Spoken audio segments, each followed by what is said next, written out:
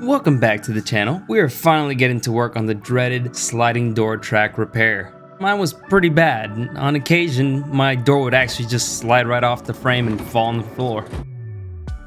Now I'm doing this repair with the funky green inner rocker and the Just for Campers middle rocker, which only includes the bottom rail. In this video, you'll see how we work around that problem. So without further ado, let's get right into it.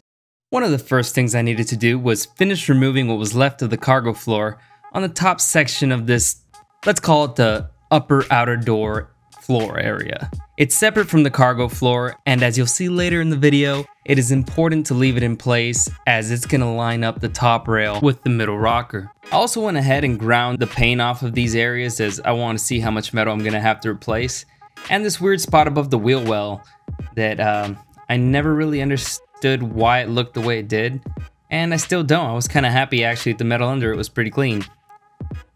Now as you can see, there is some pitting here, some holes that I'm going to have to cut out and replace, but I'm hoping not to have to replace the entire section like I did on the other side. And now you're going to see later that I had some struggles with finding the spot welds. I would recommend before grinding all the paint off that you use like a flat block and sand it down so you can find exactly where the spot welds are, because if not, you're going to have a bad time.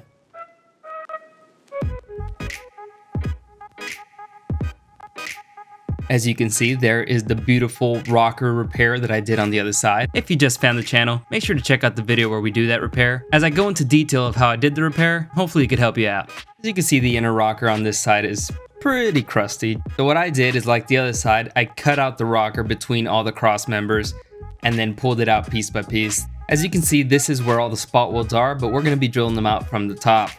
So if you can't find one, sometimes it's easy to just look on the bottom. Now the method that I'm using is one that I found people quoting on the Samba. I had to use the Wayback Machine to be able to access it, but basically what you do is you use a few locating bolts in order to realign the top track with that outer piece of floor, and hopefully it's going to work well.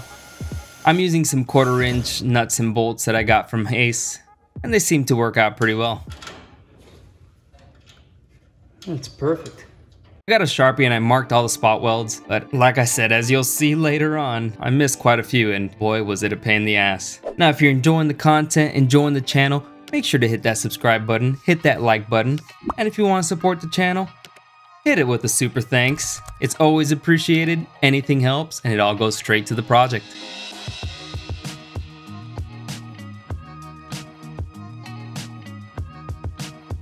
Now this top piece of floor is actually really thick, so you have to drill in deeper than you think you would. And now my new technique for removing spot welds is I'll hit it with the punch, and then I'll use a small drill bit just to get the pilot hole started so that the tip of the spot weld remover tool will sit in there and actually center it. As in the past, I found it very frustrating when the spot weld remover tool would always trail off. So I went along one by one removing every spot weld, and I'd say it probably took me about an hour. I also went ahead and cut the area where it sits on the front jack point so I could slide the middle rocker out as one piece. I went ahead and cut out the rust pitted areas in the back just so I could kind of get a look on the inside to see how I'm going to remove that rocker. My plan is to use the funky green panel in order to patch this instead of having to buy the entire piece. Hopefully that works. We'll find out in a later video. As I said earlier in the video, I ended up having trouble with some spot welds that I missed. I went around with the flathead and kind of popped out the spot welds that I had gotten, but there were a few that I had missed. And of course, my spot weld remover tool broke. But thankfully, I have plenty of replacements. There were a couple spot welds that I couldn't get to from the top, so I ended up having to drill them out from the bottom. But this shouldn't be an issue in the end, as it's all going to get welded on from the top. Once again, my spot weld remover tool broke, but I'm getting used to it. At this point, the middle rocker was finally coming loose, but it was still kind of held up in the front as it's really hard to see where those spot welds are. But eventually, I got it all out in one piece, which is exactly what I wanted so that I could compare it to my new piece. As you can see, the new piece has the right general idea, and it seems to be the correct length. Now there is a curve in the original that isn't in the replacement piece, so we're going to have to figure out how we're going to get that to work. I went ahead and cleaned off the rust with the carbide disc just so I could get a good clean cut on it, and then it was time to compare them again. My idea at the moment is to cut it below the curve and then graft it on, And I used these 2 bolts, kind of get the exact distance from the top rail to the bottom rail. I'm not sure if it's going to be necessary, but you can't take too many precautions when you're trying to get everything to line up. I cut the top rail off of the middle rocker, and then it was time to see how it was going to fit. As you can see, that curve is still the main issue here, but I think I've got an idea of how I'm going to get it to work. Now that part of the repair is going to come out in part 2 of this repair series, as there's only so much work I could do in 2 days. So we're going to get this done hopefully by Sunday, and then on Sunday's episode you'll be able to see the reinstalling of the inner rocker and the middle rocker with the sliding door track, top and bottom rail.